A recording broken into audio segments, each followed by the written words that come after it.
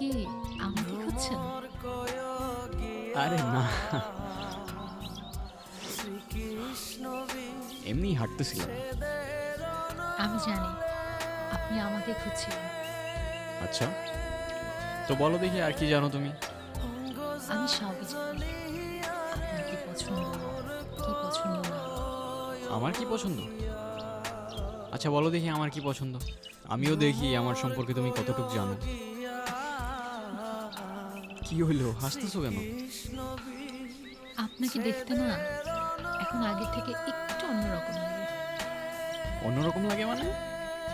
তুমি আগে আমাকে কবে দেখছো? দেখেছি।